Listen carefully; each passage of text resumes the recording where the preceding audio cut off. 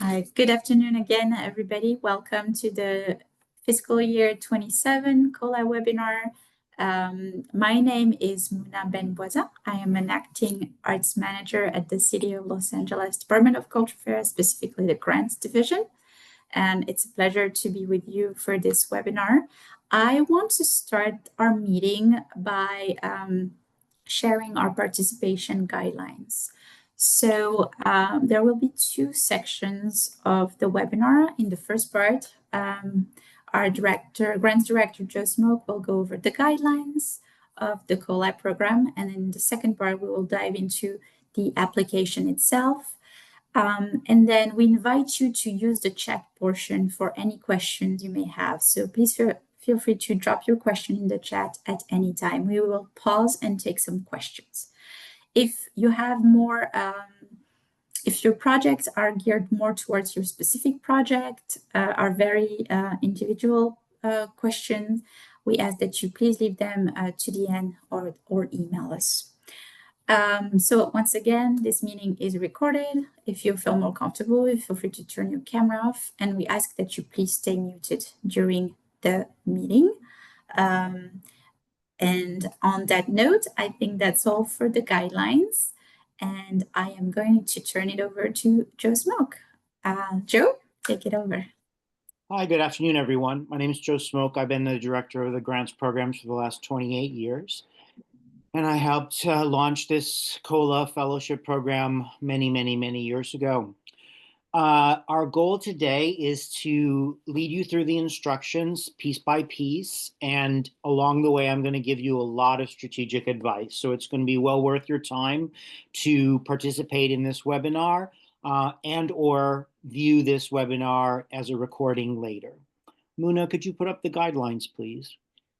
We're going to go page by page. I've already highlighted some very important things, and I will try to stop at the bottom of each page so we can answer your questions as they come up. So the first thing is that this COLA Independent Master Artist Program is very prestigious, and it comes with a second program attached called Cultural Trailblazers. The panelists will be looking for a spectrum of mid-career literary, performing, and visual design artists who are proposing a new body of work, a next body of work, which we will premiere in the spring of 2027. I'll stop there and talk about what those words mean. Spectrum means it's non-thematic. We are not looking for, it's not a commission, so please don't make the mistake of saying you're a poet and you're going to write a commemorative poem about the city of LA. We want you to follow the trajectory of your career and your ideas, not to veer from that to honor the city of LA. Solo work is what we're looking for. So if indeed you work in groups, if you're the leader of a band, this is your time to make solo music. If you're a choreographer, dancer, this is your time to step out of the group and dance solo. I'll talk later about projects that might include unaffiliated artists, but by and large, this is a category for individual artists. We have other grant categories if you would like to do something that is in a group context. This is not the category for those projects. And then we are buying the premiere of the new work. We are not purchasing the work. So you will retain the intellectual property of the pieces that you make. You can publish them, record them, sell them, do whatever you want with them after the grant period is over. We will be choosing a selection of your new work, not everything you produce if you're very prolific. All right, I'm going to say what we cannot support because that's also important here. COLA cannot support projects that are interactive, collaborative, or cited in places that you choose. We really are doing a group show, 2 of them, one for the visual design artists in a gallery and one for the performing and literary artists on a stage. We will choose those contexts for you. So this is not the opportunity for you to tell us about a project which is highly interactive, where you're collaborating with someone else. Again, we love those projects, but we love them in our other category called near or co-op. And you can investigate those things with Muna afterwards. We have other grant categories that offer stipends for artists to work in a group context, interactive context, collaborative context. All right, let's see. If you can make the screen a little bigger for my old eyes, Muna, that would be helpful. And then Yes. we'll go to the next part, the next highlighted part. How does that work, Joe? Yeah, A little bit more? it's Yeah. a little bit better. So the priority in COLA-IMAP is projects that can be previewed in your studio. So we also don't want you to propose something that's some sort of unrestrained installation or something that we can't really see. One of the things to keep in mind is that we are a public agency, and you will not receive all the grant funds up front. You receive the grant on benchmark payments, studio visits. So we have to be able to visit you and see what you're making in order to understand how we might curate parts of it into group shows. So also, please, again, think about that when you're proposing the project, because something that isn't made until the last moment or something that we can't conceptualize with you is probably not good. Something that's so large it won't fit through a gallery door, a 7-foot door. So we're asking you guys to think about, inspirational projects you can do that are also feasible, that are like about the size of a refrigerator, because that's what fits through a gallery door and about what we can hang in a show. If you're doing a long piece, let's say you're writing a new book, or you want to do a 40-minute dance piece, we will choose excerpts for the showcase. We will not be able to show the full length of longer projects. Please note at the end with your letters of support, this is an important aspect of applying to us. The grant is in the first person. You're telling us about your history and accomplishments. You're giving us your resume. You're talking to us about where you're going to go next in your career. You're giving us samples. But the exclamation point of every proposal is letters of support from people that you feel are important in your field, that are not written by you and don't duplicate what's already said in the proposal. So we really encourage you to go out now and work with leaders in your field, to get really authentic letters of support where they say why your work is important on their own terms. That's what's important for the panelists to hear, that obviously we know you think you're great, but having a couple of other voices saying you're great is a really wonderful way to end your proposal. So my strategic advice to you is to try to go get 3 letters. If you get one that's hot, hot, hot, and one that's lukewarm, just include the one that's hot, hot, hot.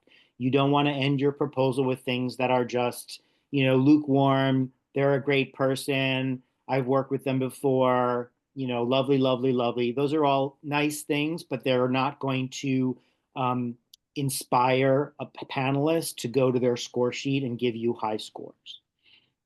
So we know reviews and all that stuff is hard to get. We know you write your own press releases. We know all that stuff exists. But again, the opportunity at the end is to let someone else say you're great, not give us more stuff that you've written. Let's see. And want to stop for any questions, Muna? Is there anything in the chat, or should we continue? Yeah, let me check, Joe. Let's see. Okay, no question yet in the All right. chat. Let's move forward. So, All right. So we use the word master artist, if you can scroll down some more, Muna, to mean any artist who has 8 to 15 or more years of expertise. You might call yourself mid-career or late career. master for us is a term that overlaps all those things. We just want to make sure that people understand that this is not a grant opportunity for either a hobby artist, someone who does art as a agreeable pastime, or an emerging artist who's in the first 10 years of their career where they're really still working out their individual ideas. So please note that that's why a very important aspect of the application is your resume, and where we get to see your years of experience outlined on your resume. That is the place for you to show us those 10 years of experience, or 8 if you're a dancer choreographer. And you may include group and solo exhibitions there. And then take the things that are most important in the resume and highlight them in your narrative statement, right? But the resume has to be something where we can count backwards and we can count those years. They don't need to be consecutive. We know people take time off, you have a family, you move somewhere, you do 2 years abroad and come back. It may very well be that there are gaps in the years, but we have to be able to count those years of experience to say you're a master. You may include shows and presentations from when you were an undergraduate and graduate student if you indeed believe that the unique ideas that you have started to be formed or were formed in those years as a student. Mm-hmm. Any questions? I see some chatting things pop up, Muna. Indeed, we do have a couple of questions in the chat. Juliet asked, and it's related to the supplemental material, I believe. Do reviews count in place of a letter of support, or do you prefer both? Reviews are great if you have them, if they are current from the last 3 or 4 years. Mm-hmm. Thank you. And then maybe Neptune, we may ask you to elaborate on your question, but Neptune asks, what are the options for video, art, or filmmaking? Yeah, and we'll get to that. We're not there yet. You're way ahead of me. I haven't even talked about how you submit your sample materials yet. And we'll go over that twice. Once about conceptually what to choose, and once about technically where they go in the proposal. Yeah. And I think for the other questions we have, we'll also get to that later in the, so we'll just ask you, Marissa, to wait. We'll go over your question a bit later. Okay. Right. So back to you, Joe. Yeah, so I'm going to flash down to the next part of the proposal that's highlighted here. Here's the framework of a grant, the grant that we're asking you to write. This is a very simple grant, and one of the things you should do is make an agreement with yourself that you're going to do this 5 times in a row.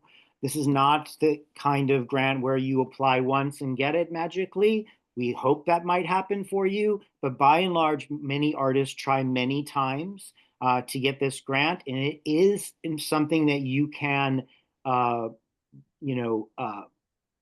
customize each year as you follow your career, your next resume, your next statement, and then you can submit over and over again.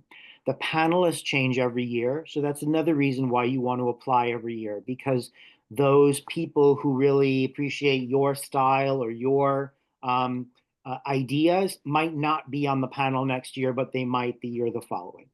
All right.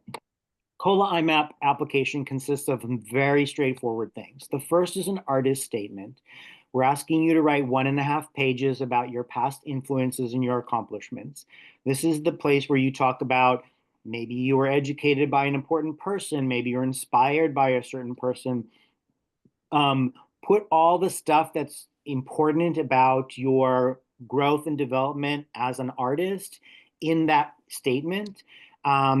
It does not need to duplicate the resume, but it needs to complement the resume. And that is the place to put most of your time, because 80 out of 100 points, the panel is scoring on what you've already accomplished in your career and what's already on your resume. So the next part is the part that artists like to fuss over. It's only a half a page, and it's a an idea of that you're going to focus on for your next body of work.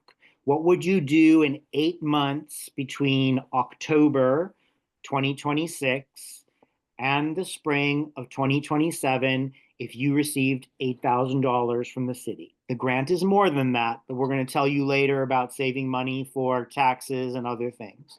So imagine that you're, giving yourself a fee of $8,000 to make a new body of work. That's why we're asking you to be feasible. And we're also not, I'm also going to tell you today that this is not the place to win the grant with some outrageous idea or something that's over the top. It really should be something that follows logically from your narrative statement, and is exciting to the panelists. This is what I'm going to do next, and here's why. But please don't see this as an open ideas competition where the best new ideas win. It's really the opposite, where the program is made to honor people who have already made accomplishments rather than to be attracted to fancy new ideas.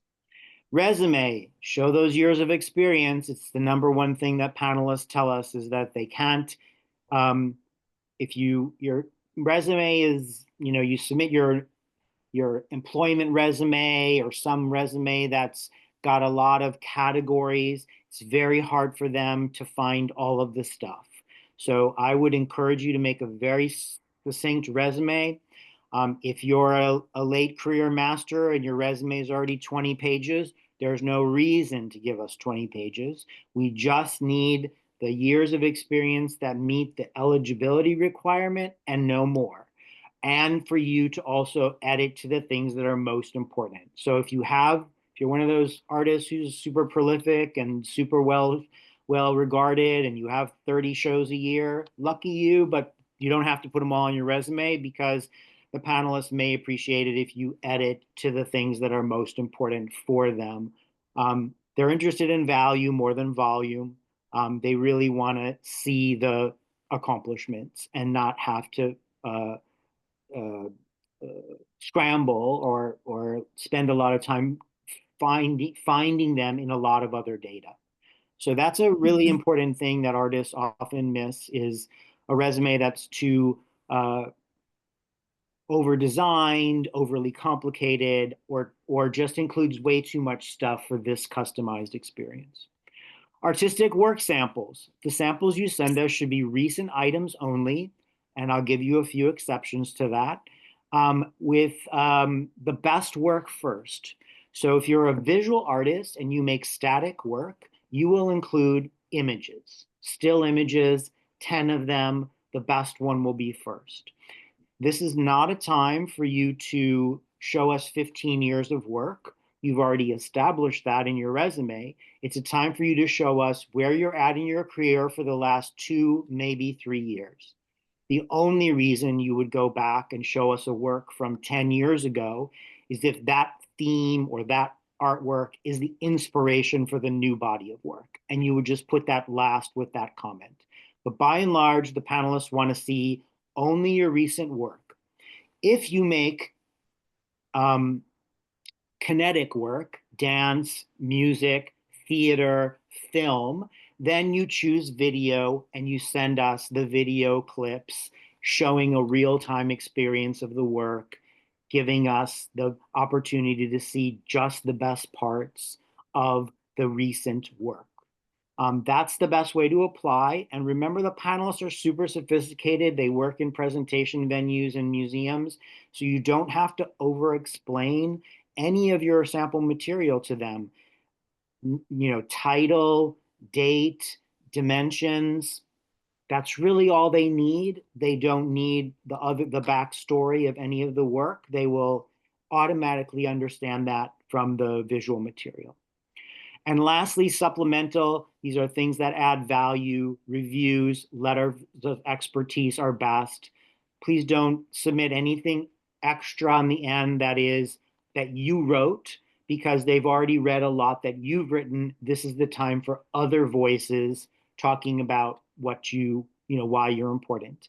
If you do have a review and it's from a 3-person show and only 1/3 of it is about you, then run a highlighter over the parts of the review that are specific to you and scan that and send it to us. And that way you're saving the panelists time because they only have to read the part highlighted in yellow about you and not the other two great artists that are talked about in the same review. The thing that applicants sometimes miss is in the rush to say a lot, you forget that the panelists are reading a lot and that sometimes being very concise and being very specific about what you want them to read is a better methodology. All right, fellowship payments are dispersed over 4 installments again, so you don't want to propose something that requires you to go rent a $9,000 cherry picker to videotape from, the top of a something or other, because you won't be getting $9,000 until the first 3 installments of the grant. So think about that as well. Think about building something feasible and aspirational with 4 small payments. Questions, anything up until now, Muna, I can answer? Yeah, we do have a questions related to this section. Linda is asking if the artist statement would you describe it more like a written bio? So for example, talking about important exhibitions rather than talking about artistic ideas. Is it more like a written bio? It's not a bio because you're submitting a resume, so the panelists will already have known that you just had a recent show in this space with this title. It's really a chance for you to introduce yourself to them. I'm a painter, I'm an abstract painter, and an abstract painter in the tradition of blank, blank, and blank. I'm educated here, my ideas evolved here. These are what my ideas are about. I think the panelists want to meet you as an avant-garde artist who is the steward of your individual ideas. All the other stuff should be on the resume. Mm-hmm. And then I think we'll go over that into more detail, but Allison's asking about artistic work sample, video performance work.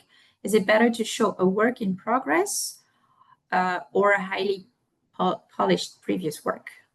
And I would say that depends, right? Yeah. I think the panelists want to see finished work that's been presented to the public.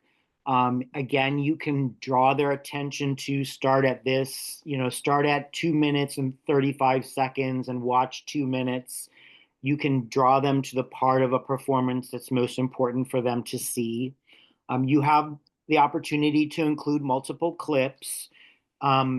It's never worthwhile to collage things together or show them too many short things. It's best to really understand that we've given you the opportunity to give them 2 or 3 things because they want 2 in-depth looks at past work. I would not include a work in progress. It's not done, it hasn't been presented to the public, and it might confuse them because they might start thinking that's what you're doing for your proposed project. Mm-hmm. All right, thanks, Joe. All right, if we can scroll down, I'll continue and all the questions will be answered. So we also have trailblazers. So as you can imagine, there are thousands of wonderful avant-garde artists in LA. We get amazing proposals. The panelists are always stressed out because there's more quality than they can choose. And so what happens in this category is that a certain number of people, based on our budget, will be given COLA-IMAP grants, and then another set of people will be called cultural trailblazers. We will give you a smaller stipend. We will do a web story about you on our newsletter, and we will promote you on the DCA website. So that's our way of letting people know that we want people to try to get up the ladder from trailblazer to IMAP winner, and it often takes a couple of years. So please don't give up. Again, so many people will apply that you just have to see that this is a competition that works itself out in different ways in different years. All right, eligibility. So you should be a professional master of self-evolved ideas. Please do not apply to be a curator and curate other people's work. Please do not apply to present anyone else. Please do not apply to interpret Shakespeare or any other person from the past. We are interested in you as a solo artist making a new work that is solo based. If indeed you are I'll give the example, a musical composer, and it turns out that the spirit of your proposal is best accomplished by a new composition for 5 trombones, then we understand that you will be the lead trombone player in the end and that you will invite 4 other trombone players on stage so that you can play that composition for us. But it has to be apparent to the audience that the lead trombonist is the fellow and that the work was created by that person. So please don't think about a group project first. If it happens, we'll try and work with you to fit it into the COLA program. But by and large, we like things to start off feeling like I'm a musician composer. I play the trombone. I want to make a new piece for the trombone. And we agree that that's your starting place for the creative grant. Again, if you do social practice, group stuff, we have other really great grant categories for other kinds of artists. Now comes the important question. When you choose the category design visual, you will be put in the gallery. When you choose literary performance artist, you will be put on a stage. If you are an artist who does multiple things, I'm a poet and a songwriter, then you must choose which one category you're going to apply in. You cannot click all the boxes. You cannot be reviewed in multiple ways. For us, it feels like 2 proposals rather than 1. So if you are one of those multidisciplinary artists, please choose what category you're selecting and have it be based on the new body of work. If your next body of work is poetry, then you apply as literary artist. If your next body of work is songs, then you apply as a musician. But please don't try to combine things. It's very complicated for us because, again, we have to have clarity about what we're buying as the city of Los Angeles and not have someone say, I'm multidisciplinary and it'll work itself out with my creative zeitgeist. It cannot work that way for this particular opportunity. So again, we love multidisciplinary artists, and if you find that that's a deal breaker for you, again, go to our other categories where that's not a criteria to make a choice. All right, Los Angeles is a very complicated city. It sits within Los Angeles County, which is a complicated county. So this is City of Los Angeles dollars. So for your application, please make sure you either tell us that you live in the city of LA, or if you live in the county of Los Angeles, you have to have a nexus to the city of LA through presenting your work in the city of LA over the past 3 years. This is tourist tax dollars that comes through the hotel bed tax. We have to make a nexus between the people who apply and the source of the funding. So this would not be an opportunity for somebody who lives in San Diego or lives in Riverside, close by, but not close enough, and never shows in the city of LA. There's no nexus to the funding, so the panel would not be able to select you as a winner. Please apply to us in the from the address in which you pay taxes, and please make sure that you click the boxes that tell us this is the place where I live, X number of months a year, this is my primary residence, etc. So please don't make us have to call you for a PO box and all that complicated stuff. This is not the opportunity for you to be semi-anonymous. We can do that with you later if you want to receive payments at a PO box, etc. But really, we have to know where you reside, and where you've shown in the past 3 years to make a nexus to the grant. Let's move down. Again, please don't, if you've already gotten a COLA-IMAP grant before, you're done. This is a once in a lifetime honor, so please don't apply again. If you're enrolled as an artist, let's say you've been a painter for 10 years, 15 years, and now you've decided to go back and get your MFA, it would not be a good time for you to apply for this grant when you're still getting your degree, because it will confuse us about whether we are premiering new work or whether this is the work you're producing for your degree program. If you are a non-professional and a hobbyist, we love people who make art just for the wellness of making it, but this is a very competitive category in which we say you should be an avant-garde professional. If you only create work in ensembles and groups and you've never done a solo piece before, this may not be the opportunity for you. And if you are a part-time or full-time employee of the city of Los Angeles, it would appear as a conflict of interest to give you this grant. So please, if you have those issues, talk to us, because it will complicate our ability to fund you. And this is yet another reason why we don't fund groups, because lo and behold, we find out later that one of the dancers that you want to put in the background of your piece works part-time for the Department of Cultural Affairs as a dance instructor, and then right away we have the appearance of a conflict of interest. So this is why we are absolutely focused on soloists, because the name on the proposal is the way we assure ourselves that we are not giving money to somebody who would not be able to accept it for the appearance of impropriety. Okay. Any questions up until there, Muna? Let's see.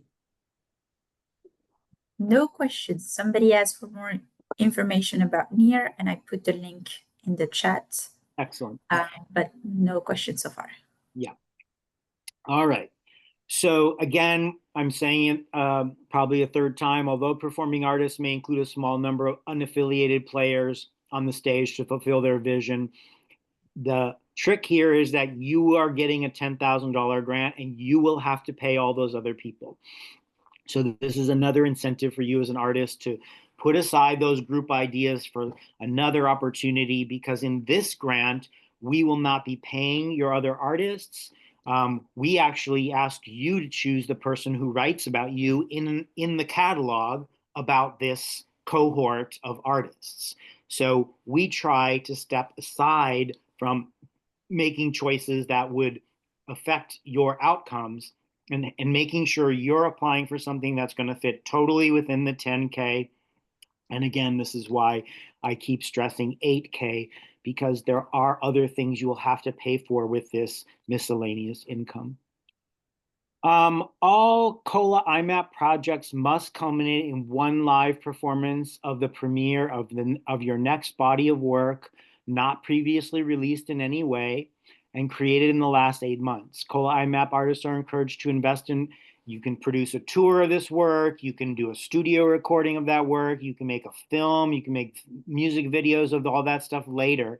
But for this grant, please really understand that it has to be something that's never been shown before.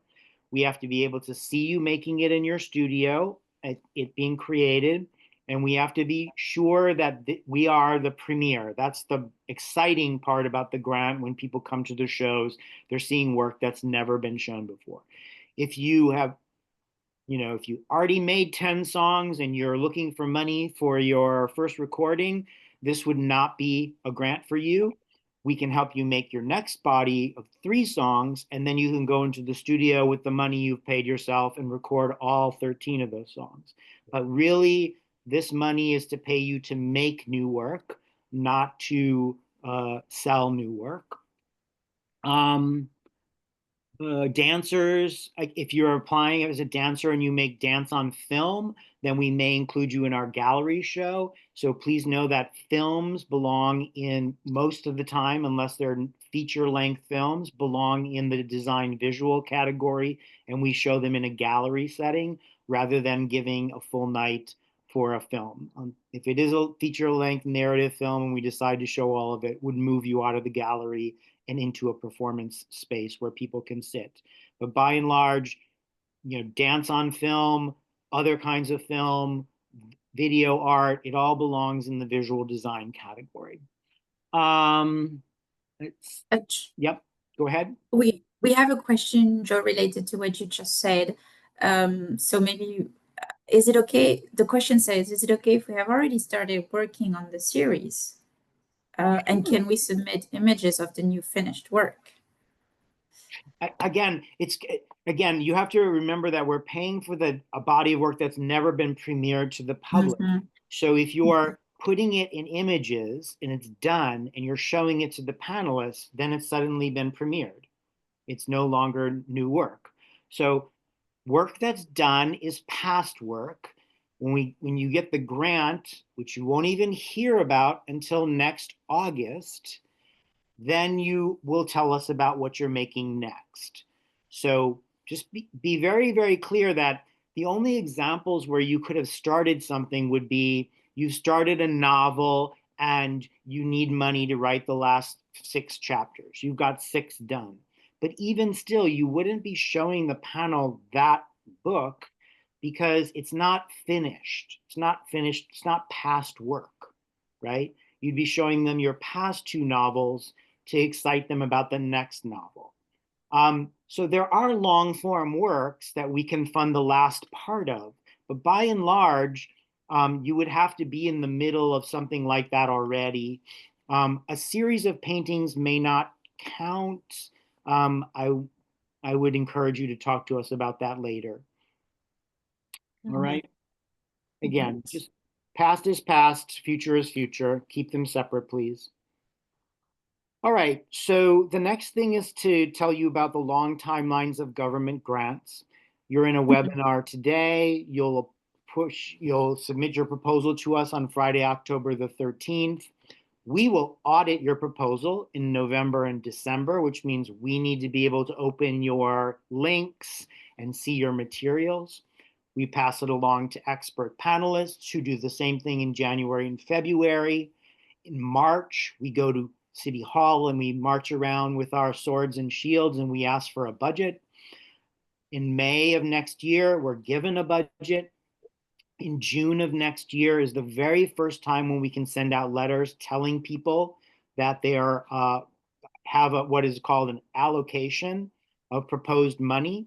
And then we enter a contracting period where we get a contract from you for these services, which you've described as your new body of work. And that happens in August and September of next year. So please know the long timelines. Please forecast that way in your application. And please do not be the one artist who makes the mistake of calling out us and yelling at us, because there will be a set of COLA-IMAP artists who will be premiering their work in May and June. And those are the artists who were selected last year. Those are not the people you're competing with this year. So please do not be the one person that calls us and says, how dare you, you didn't tell me, and now I see the names and I'm offended. Those are last year's people. They are in the middle of their 8 months and they're working on new work, which will be premiered. They're the class before you. Your class is not even going to be communicated with until, as I said, late May, early June would be the earliest you hear from us. And we don't even know anything until then because we don't have a budget. So put in a great proposal and hold tight and wait for us to communicate to you next July. The panel review process.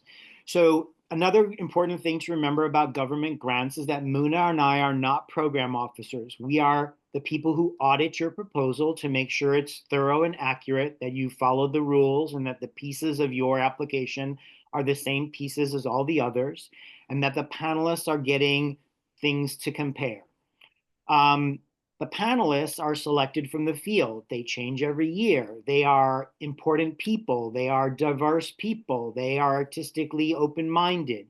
They know that they're choosing diverse spectrum of artists, not curating a show. So again, we don't know who the panelists are now. We won't be able to tell you that until the season is over next July.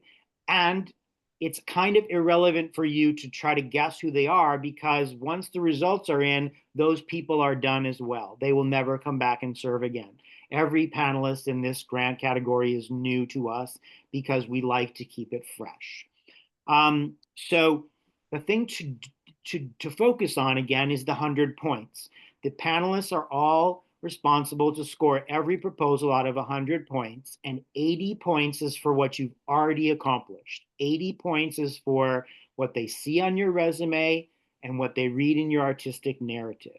That is the place to win the grant, by talking about your self-evolved ideas and where they come from in your narrative, and putting a very good customized resume in front of the panelists. Muna, if you can go down, only 20 points out of 100 is for the project, and it's evaluated against the other ideas that are presented to us. The best thing to do for the proposed idea part is to be clear, not obtuse, and to not be so aspirational that the panelists giggle and say there's no way they could do that for $8,000. So think about starting your proposed project by saying something in one sentence that you would say to someone in an elevator. I propose to produce one set of thematic paintings, 4 chapters of a new book, one 20-minute movement piece, one, you know, 3 or 4 new musical compositions of about 5 minutes each. That automatically sets the tone when you open with a sentence like that, because the panelists know exactly what they're buying, and then they can decide what flavor they're getting next. The next part of the proposal is to say what kind of new paintings, what's the theme of the new paintings, what's the nature of the new book, what's the important new idea of the new musical compositions. So please keep in mind 2 things. We want it to be logical in the trajectory of your career. We want it to be something you can do for $8,000. And we want it to be also fulfilling for the panelists to read. Sometimes we get applicants who run out of gas in writing the proposal, and they just say something like, I'm going to make them bigger, or I'm going to make a longer poem, or I'm going to make an installation. That is not a winning strategy. It may seem funny to the person who submits it, but it's too open-ended for the panelists. They need more than that. They need a reason why you would make it bigger, or you would venture from being a sculptor to an installation artist, etc. Some amount of risk is great. They applaud that, but so much that they can't imagine why a photographer would suddenly jump and say, I'm going to make a documentary film. That's too much. They won't go for that. It's I've rarely ever seen anyone win this award saying, I've never made a blank before and now I'm going to do it. It's not logical in the trajectory of many people's career.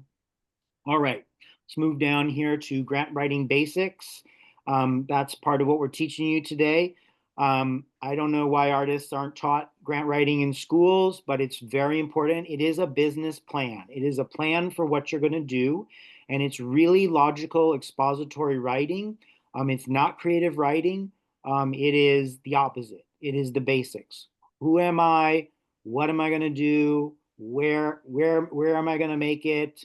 When is it going to be ready? Why am I making it? And the why part is the most important part, because that's the part where the panelists really can decide whether that why part is worth $8,000 to $10,000 of civic funds. So please think of this as factual writing and not creative writing, because again, imagine Muna as a panelist, and I deliver to her door a box of 250 proposals, and they're all 30 pages long. She's got a lot of reading, and she might be really, really happy to open somebody's proposal and have it be really concise and really clear and really factual and not be overly complicated.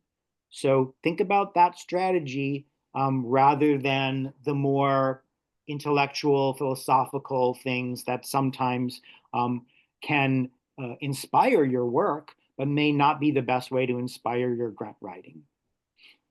Mhm. All right, Yeah. Muna, questions popping up? I see some. I have one that I think we can address now, and then maybe later we can talk more when we go in the application portion. But Juliet is asking a good question. How do I justify monetarily writing a piece that I will perform? It doesn't cost money to write unless it's paying me for my time.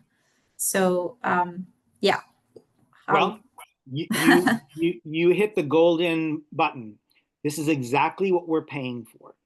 So I will step back and say that we do not collect receipts for this grant. So we rely on the applicant to decide what they're doing with the funding. So the best thing for you to say is, I'm paying myself $8,000 to do blank.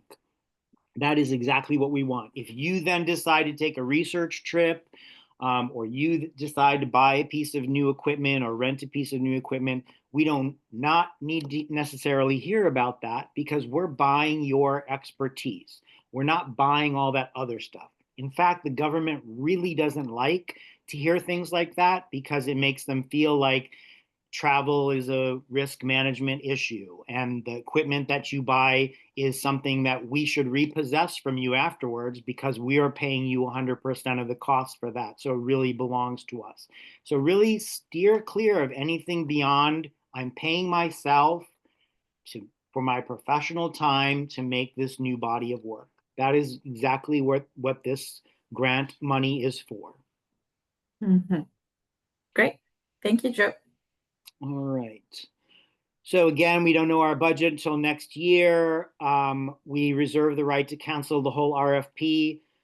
We've been through some terrible years in the city of Los Angeles with the fires and the cost of the fires, with economic downturn from tourism based on the loss of revenue from the fires. Muna and I cannot look into our crystal ball and tell you we're going to be told next April when we go to City Hall. So if indeed it's not possible for us to continue this program, we would just cancel the whole thing. And we reserve the right to do that if indeed the city has a financial crisis.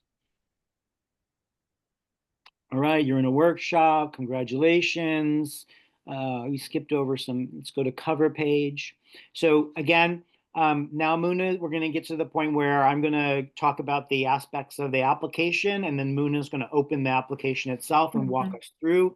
The cover page is important. That's where we get your basic information, my legal name, my tax address, my email, my website, my profession, photographer slash documentary. And then you move to the narrative part, which is that 1.5 pages about where I'm trained and what I've accomplished, my resume showing that I'm eligible for this opportunity 15 years in a row, or itemized, I should say, for the panelists, or 8 if you're a dancer, your artistic samples attached. Again, if you make static work, you send static material. If you make kinetic work, you send kinetic material. We've had many questions already in these grant things about, can I show a video tour of my last show where I walk around and I introduce them to 50 pieces? No. The panelists don't want to see that. They want to see your choice of 10 works and follow the instructions. If I make documentary photographs, I'm showing them 10 documentary photographs.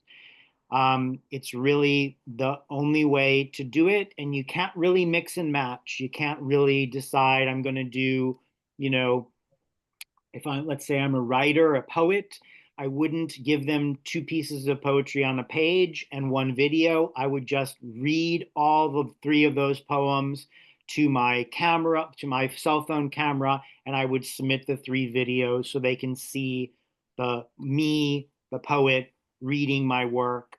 And hopefully I would have at least one piece of me presenting in public, and not just presenting to my cell phone. Panelists do like to see you if you're a literary artist. The only reason why you would submit poems on a page is if they are shape poems and they are arranged on the page in some graphic design, conceptual poetry on the page. Otherwise, most poetry is appreciated in as spoken word in a video. Supplemental materials, again, I can't say it enough. If you get two people to write you letters and one of them is terrible, but the person's really well respected, don't put it in, because the panelists don't want to read a terrible letter. They don't want to read a letter about employment. They don't want to read a letter from your family. They want to read professional, authentic, first person understanding of why your work is important. And again, I can't stress enough as well that if you script the people about what to say about you and the same things are said in your application already, the panelists will not consider that to be a new value added on the end of your proposal. Please don't submit anything, a review or a letter that was made 2 years ago or more. It just doesn't seem relevant to them. And so keep your reviews and letters of support as contemporary as possible. It's not saying you shouldn't put in a review from 3 years ago, but again, a letter from this year is better than a review from 3 years ago. All right, Muna, I think we're all the way down to the submit and prepare part. That's correct. Is that the end? So we might want to click on the application itself after I answer the whatever questions are in the chat and show people the actual functions of how you apply. With pleasure. Yeah, before we do that, let me see if there's a question in the chat.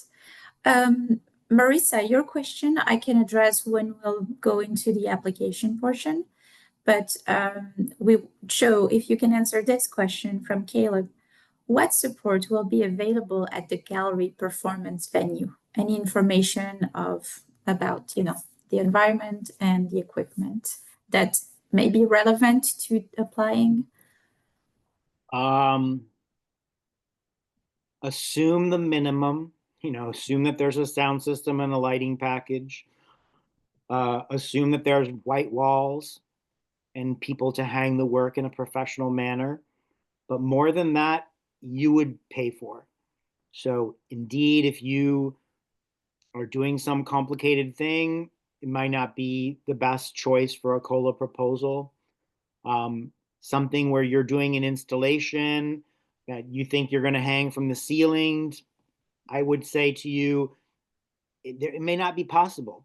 We don't know that what you're proposing to hang would actually be feasible in the gallery. And the same with the performance venue.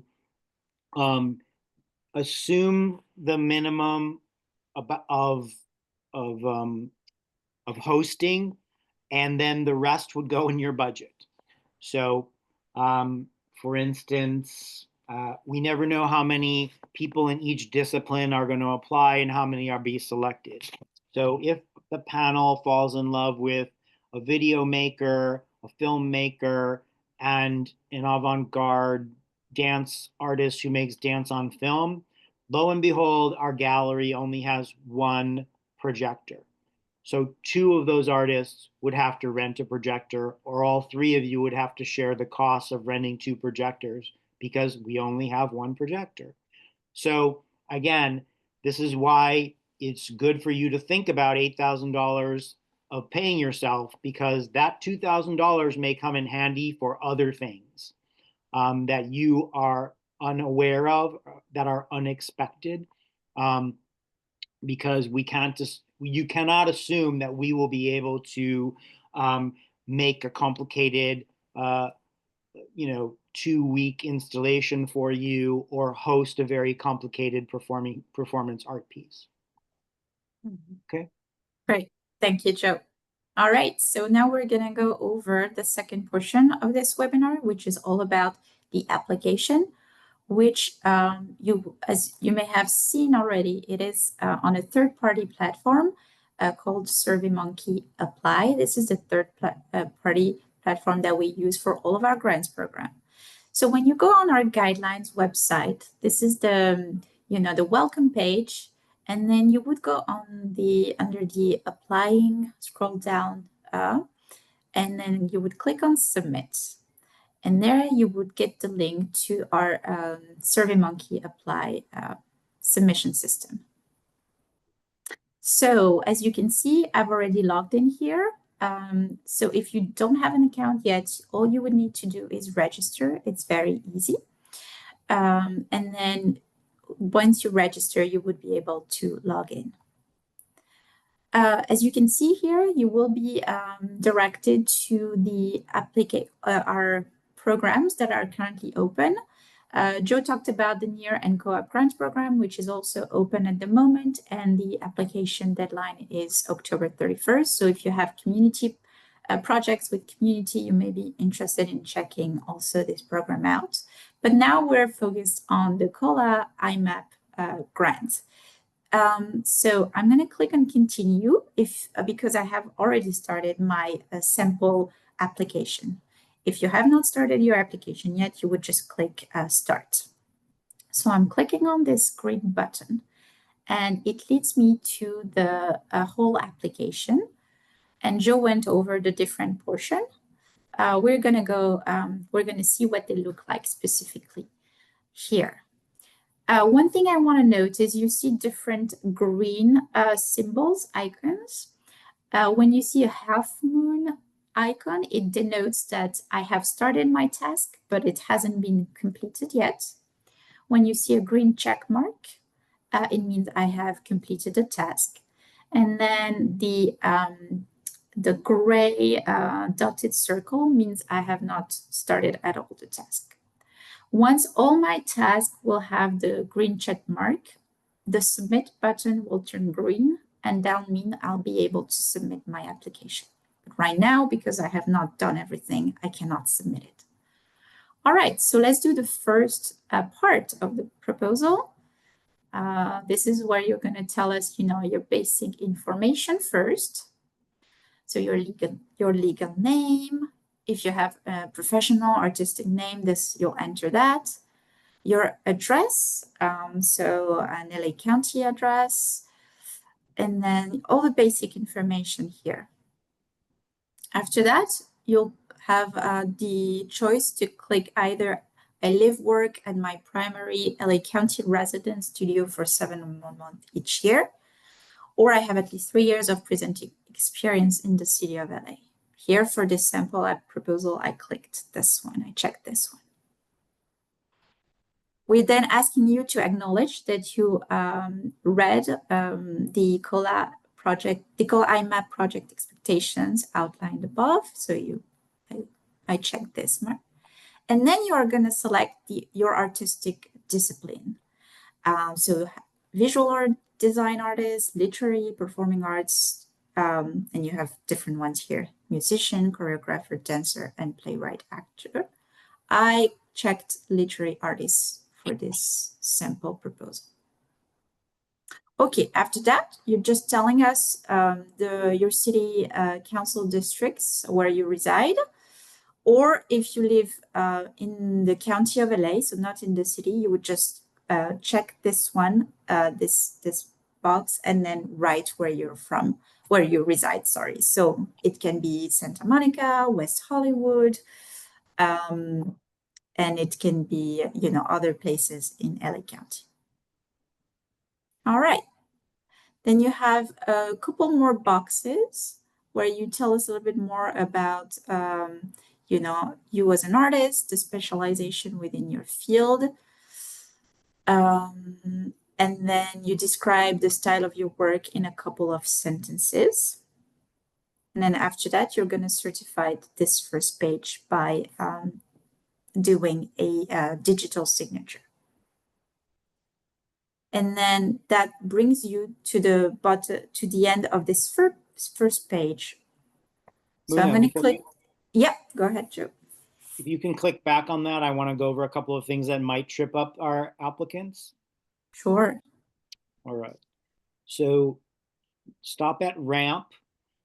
I need everyone to know that the city works in a way that they register you as a vendor. They want to know who you are in case there are other departments in the city. Let's say the uh,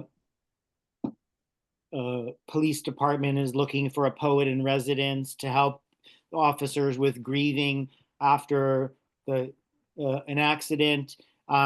They want to know poets in other ways. So the RAMP program is the way that you register as a vendor. For right now, you can just put in zeros or leave it alone.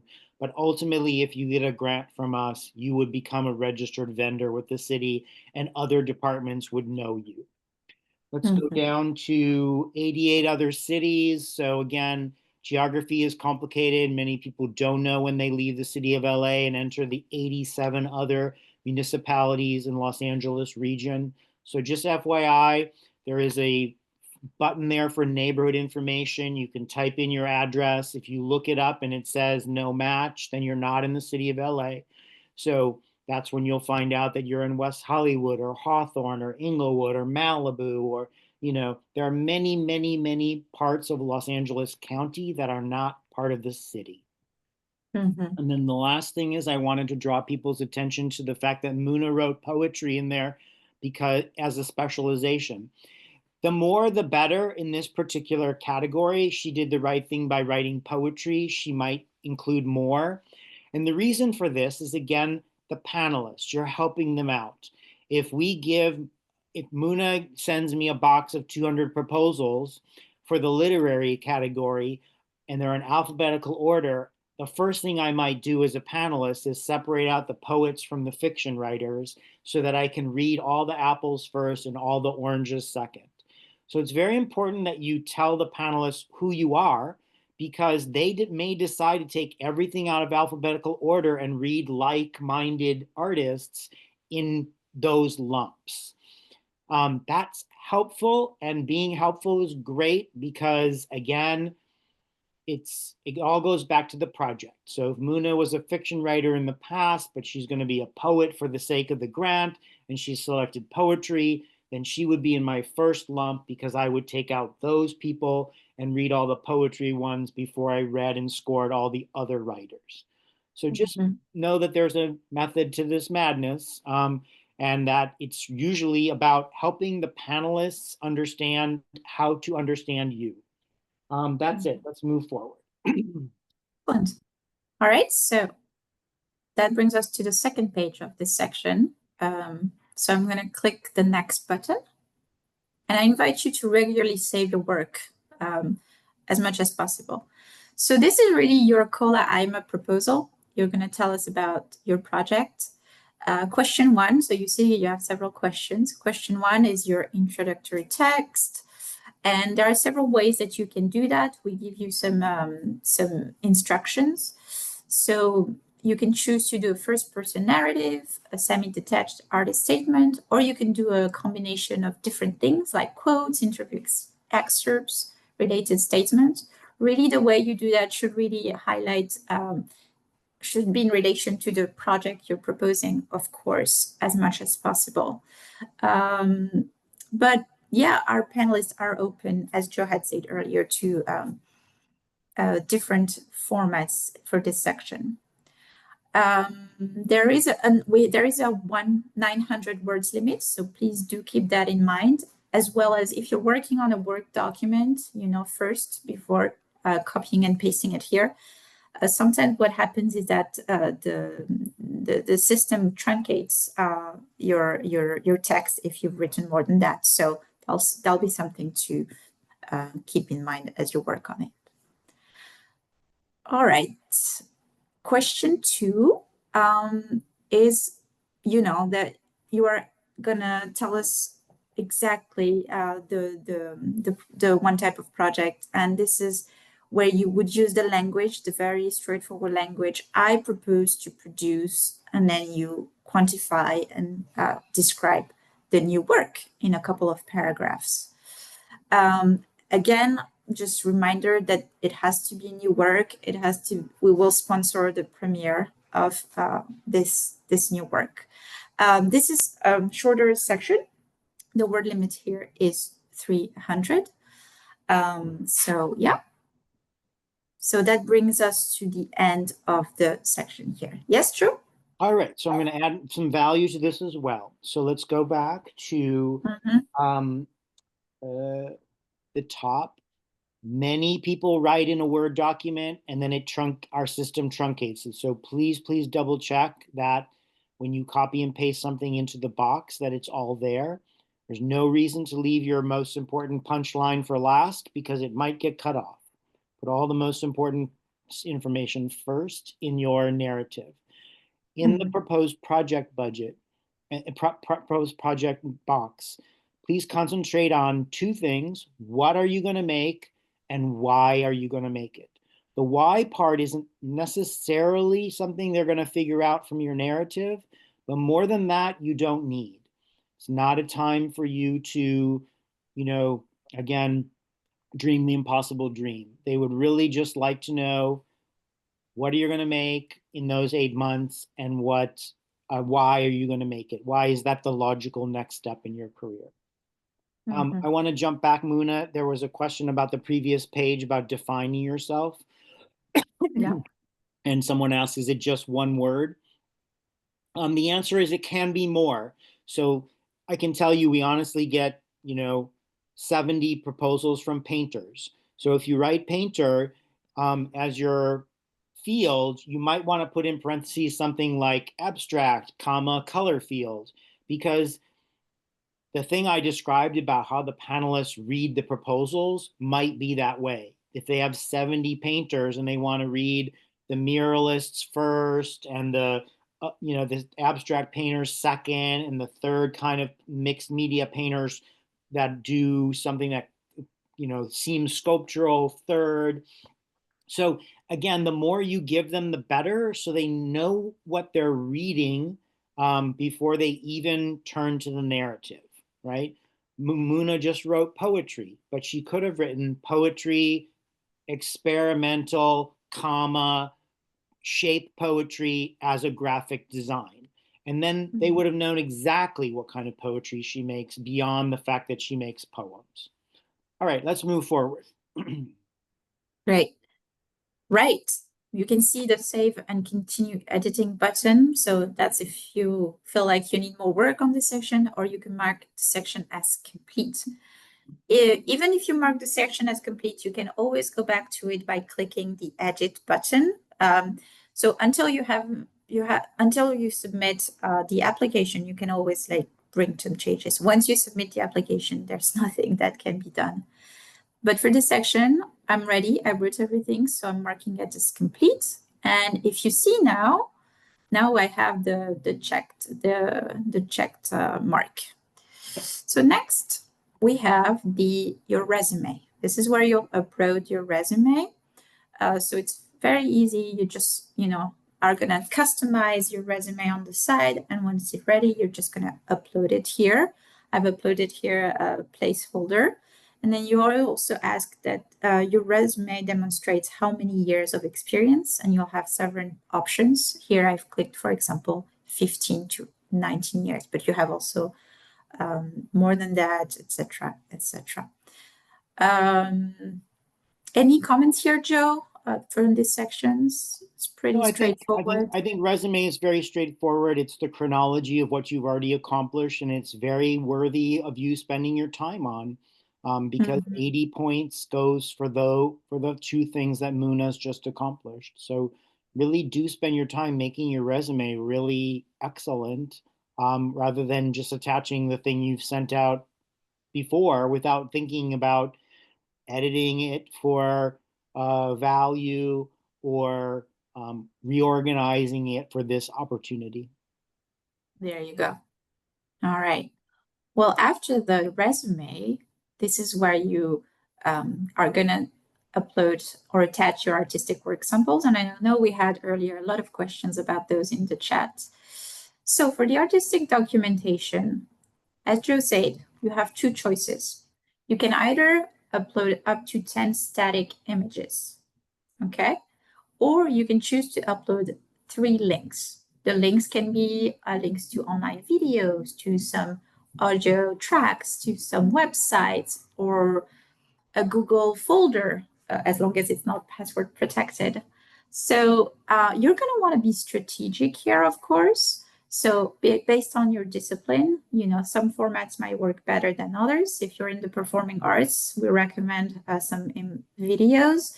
If you're a design visual, maybe the pictures, the images work better.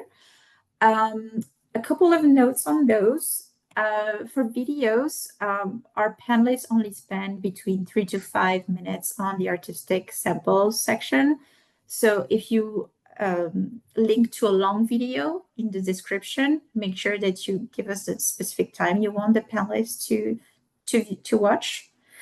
If you're giving us a link to a folder, make sure it's not password protected, because we won't be able to do anything there. And so I'll just bring the panelists to a page that they can see your artistic samples. And then provide some descriptions, of course. You have here, you can include the link or the video, the image, and describe, that's always helpful for our panelists. So think about how you want to approach this section, be strategic, and think about the time they're going to spend on this section. Yes, Joe. All right, so again, I'm going to add value because there are some common mistakes here. So as Muna said, the panel is going to be looking quickly at your materials to see that they fulfill what you say about yourself. So again, they look at 3 clips and they look at them for 2 minutes each. They've spent 6 minutes reviewing you at home in private and made a preliminary score. They will come together as a group and watch 8 to 10 minutes again. That's their second opportunity to see your work again and be reminded of what you do. So put all the best stuff first in case they're distracted or making notes. Don't save the best stuff for last. And then in this description box down here, please do not use that as an opportunity to discuss why you made the work. This is not an opportunity for you to say more about your philosophy. This is, my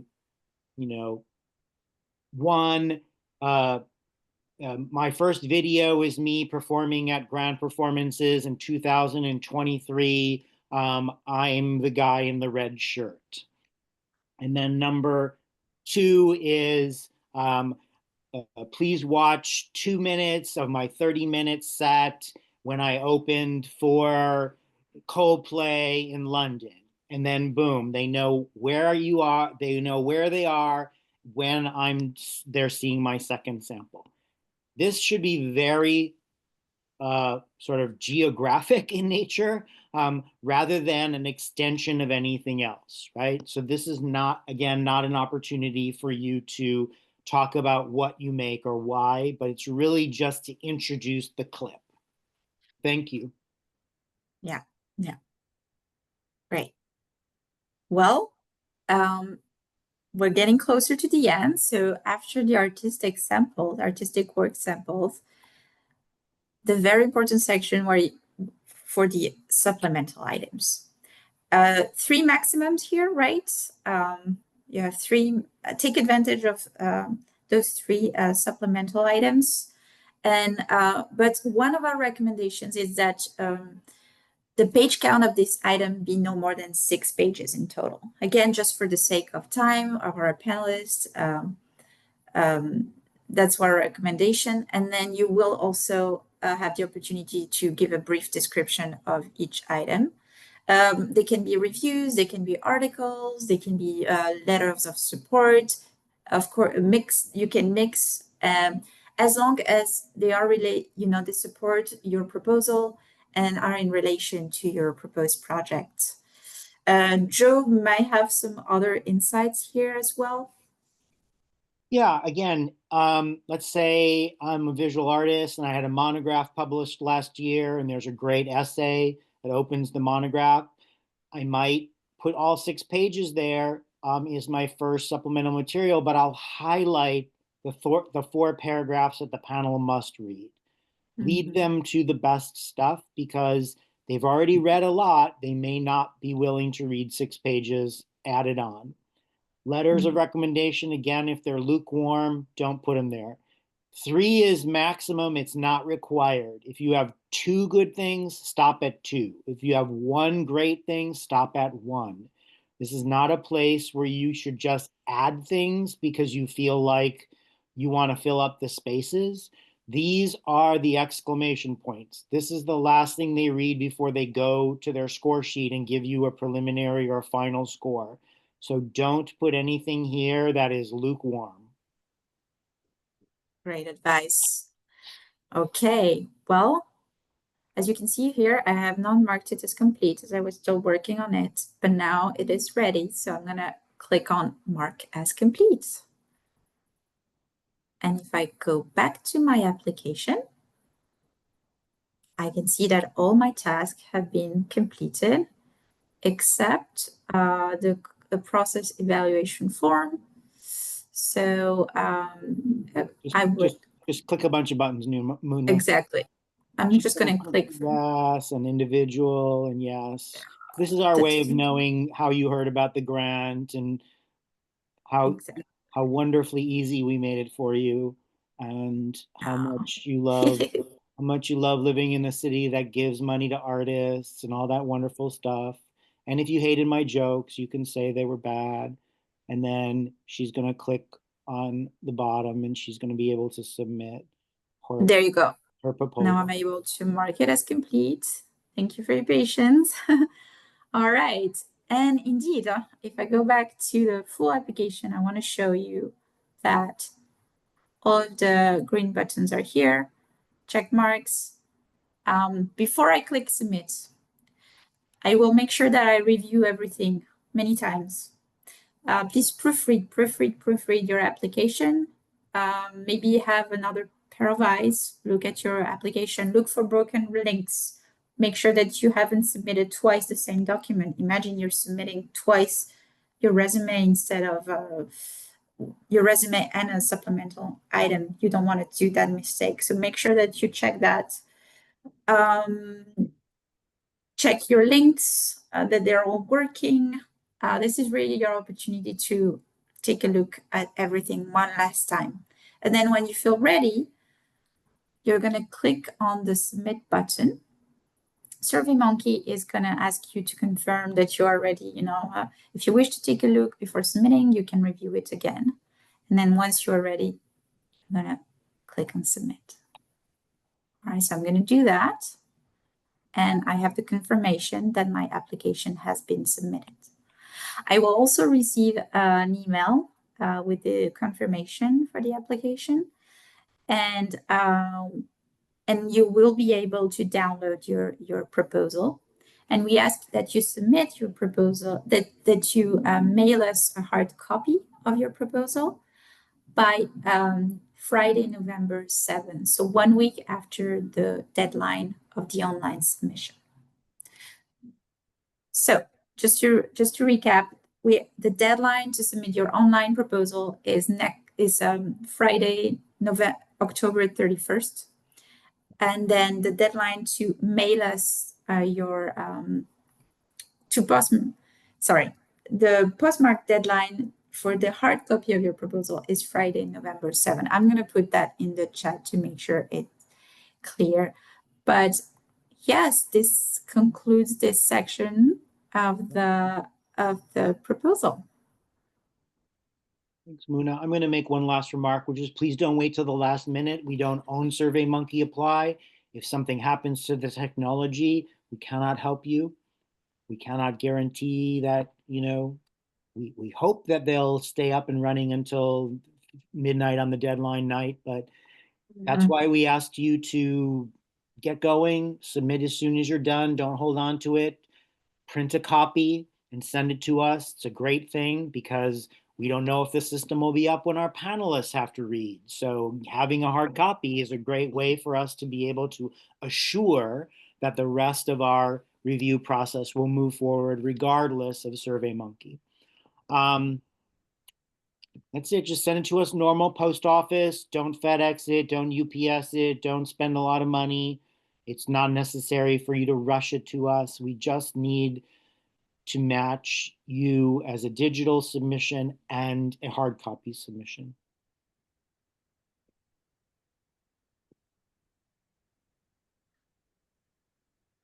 Super.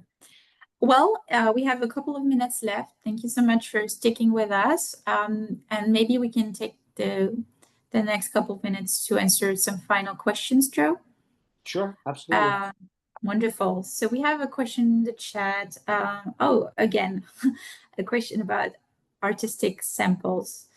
If we're submitting video clips in our online application, how would we submit that in the hard copy submission? That's a great question. The printout will show the link to us. So when you print out that page, we'll see the link. So it is, in fact, a way for us to be able to recreate the link later. Go ahead and just do what we're asking, which is print it out, and the page with the supplemental materials will show us that you submitted 3 links, and here's the name of the links. So it's a way that we would, make sure that we could sweep back if the online system fails us. Great. Let me see if there are any other questions.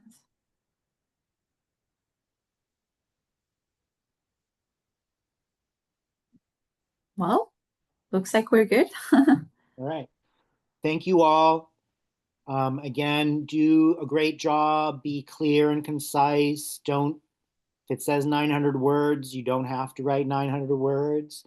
Hopefully that's the one thing that you'll take away from this process, is to think about the opposite side and the panelists and their experience, and giving them a really concise understanding of who you are as an artist. It's usually the best way to get to the semifinalist stage. And to make it logical, we know you'll follow your creative energies later, and the panelists will feel that. But something that's factual is a great way to begin. Great. Actually, Joe, we have one final question. We'll take that as a final question since we're together. It's from Marisa. We talked about, the importance of having the experience, but if I've never done a one-woman show, but I've been acting for 40 years, would this not be for me? So, Marisa, is that what you want to propose? The one-woman show? Okay. Yeah.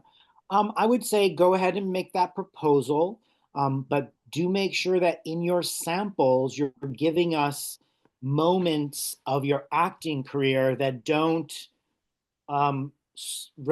solely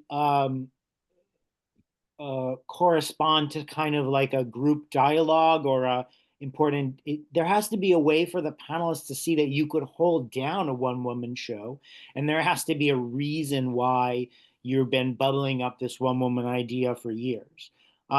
If you're an artist who works in group ensemble, we have other categories for you. This is not our only category. So you may want to do 2 things, which is apply to do the one-woman show, and make your application samples specific to your, monologic moments in your past work, but also then go research the other things we have that are more about theater in the fullest sense, right? Great. Thank you, Joe. Well, I would encourage everybody, if you have any further questions, you can always reach out to us by email. I just put our general email address in the chat. And thank you so much again for being here today with us on this Saturday. We look forward to your application. We really look forward to them, and make sure that you submit it by Friday, the 31st of October. Okay, thanks so much, everybody. Have a wonderful afternoon. Happy weekend, everyone. Ciao.